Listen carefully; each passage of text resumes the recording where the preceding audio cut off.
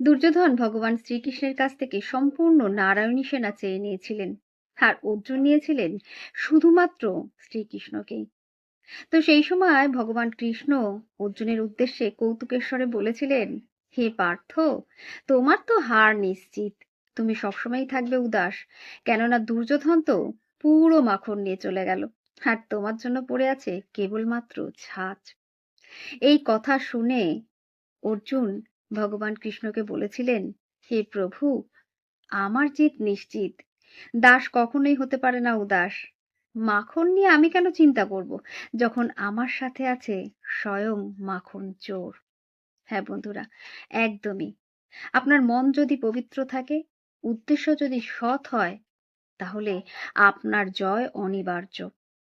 কারো থেকে কোনো সাহায্যের প্রয়োজন নেই আপনার, কারণ স্বয়ং সৃষ্টি আপনার সহায়ক।